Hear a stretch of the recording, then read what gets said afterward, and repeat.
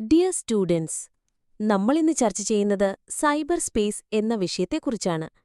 Esther Dyson എഴുതിയ ഒരു ലേഖനത്തെ അടിസ്ഥാനമാക്കിയാണ് നമ്മുടെ ഈ ചർച്ച. എന്താണ് സൈബർ സ്പേസ്?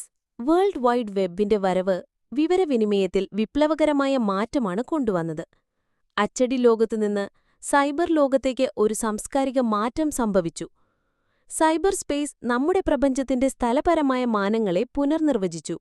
സൈബർ സ്പേസ് എന്നത് ഇന്റർനെറ്റുമായി ബന്ധപ്പെട്ട ഒരു ലോകമാണ്.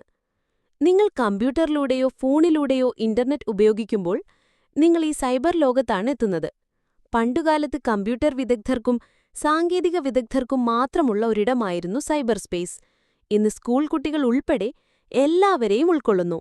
സൈബർ സ്പേസിനെക്കുറിച്ച് മനസ്സിലാക്കാൻ ഹൈവേകളെക്കുറിച്ചോ അതിർത്തികളെക്കുറിച്ചോ ഉള്ള രൂപകങ്ങൾ ഒഴിവാക്കി റിയൽ എസ്റ്റേറ്റിനെക്കുറിച്ച് ചിന്തിക്കുന്നത് സഹായകമാകും.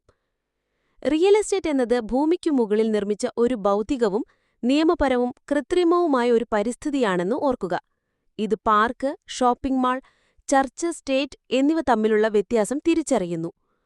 അതുപോലെ സൈബർ സ്പേസിനെ നിങ്ങൾക്ക് ഒരു വലിയ അതിരുകളില്ലാത്ത വെർച്വൽ റിയൽ എസ്റ്റേറ്റ് ലോകമായി കണക്കാക്കാം. സൈബർ ലോകത്തെ സ്വാതന്ത്ര്യം. സൈബർ സ്പേസ് എന്നത് ഒരു സ്വമേധയാ തിരഞ്ഞെടുക്കുന്ന ലക്ഷ്യസ്ഥാനമാണ്. വാസ്തവത്തിൽ ഇത് ഒരുപാട് ലക്ഷ്യസ്ഥാനങ്ങളാണ്. നിങ്ങൾ വെറുതെ നെറ്റിൽ കയറുകയല്ല, നിങ്ങൾ ഒരു പ്രത്യേക സ്ഥലത്തേക്ക് പോകേണ്ടതുണ്ട്.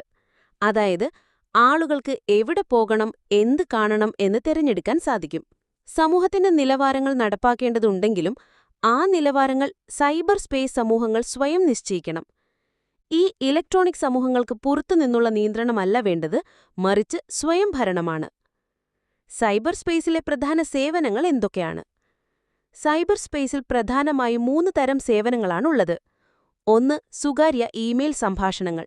ഇത് ഫോണിലൂടെയോ വോയിസ് മെയിലിലൂടെയോ സംസാരിക്കുന്നത് പോലെയാണ്. ഇവ സ്വകാര്യവും പരസ്പര സമ്മതത്തോടെയുള്ളതുമാണ്. ഇതിന് യാതൊരു നിയന്ത്രണവും ആവശ്യമില്ല. 2. വിവരവിനോദ സേവനങ്ങൾ.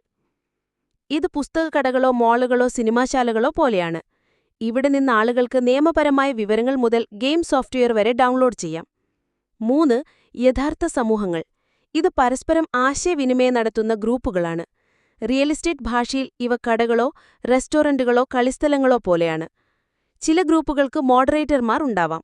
മറ്റു ചിലത് ആർക്കും എന്തും പോസ്റ്റ് ചെയ്യാൻ കഴിയുന്ന ബുള്ളറ്റിൻ ബോർഡുകൾ പോലെയാണ്.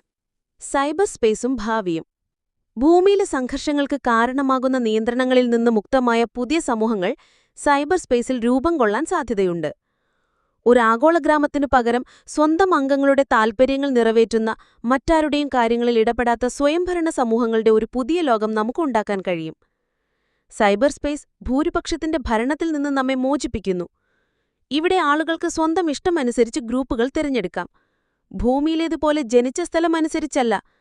നിങ്ങൾക്കൊരു സൈബർ സമൂഹത്തിലെ നിയമങ്ങൾ ഇഷ്ടപ്പെട്ടില്ലെങ്കിൽ നിങ്ങൾക്ക് എളുപ്പത്തിൽ സൈൻ ഓഫ് ചെയ്യാം. അവസാനമായി, സൈബർ ലോകത്തും നമുക്ക് എല്ലാ പ്രശ്നങ്ങൾക്കുമുള്ള പൂർണ്ണമായ ഉത്തരം കണ്ടെത്താൻ കഴിയില്ല.